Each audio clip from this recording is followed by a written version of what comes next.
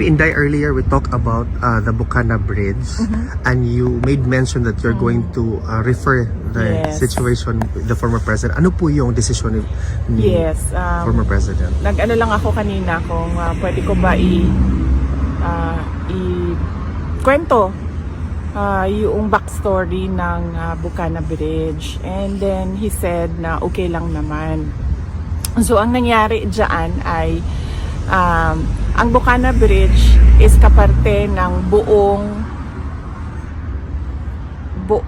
coastal road ng Davao City. So hindi siya yung coastal road hindi siya makakatawid ng Bangkerohan River kung wala yung Bukana Bridge.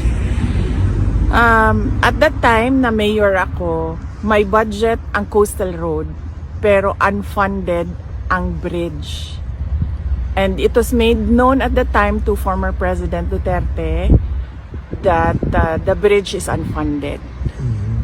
At siya ay naghanap ng paraan para mabigyan ng pondo yung bridge. So noong nakahanap siya ng pondo ay sinimulan yung negotiations, sinimulan yung mga planning, lahat ng paperworks para doon sa bridge na yon ay sinimulan na. But ngayon, nandiyan na yung bridge, so dapat nating pagpasalamatan para sa akin bilang isang Davaoenyo at syempre sa mga tiga Mindanao na din dahil nagbe-benefit din sila doon sa coastal road na yon, no? Traveling from south to north of Davao in the region. Nagpapasalamat kami kay dating Pangulong Rodrigo Duterte dahil hindi siya tumigil sa paghahanap ng pondo para doon sa tulay.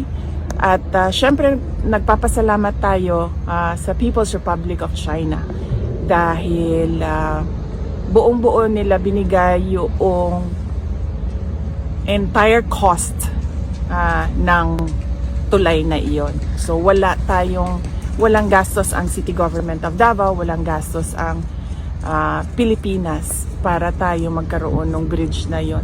At napakahalaga ng bridge na yon dahil hindi mag-connect ang south to north kung wala yung bridge. What is your reaction, VP, with the statement of President Bongbong Marcos saying that this is one of the 4 legacy projects under his administration so far?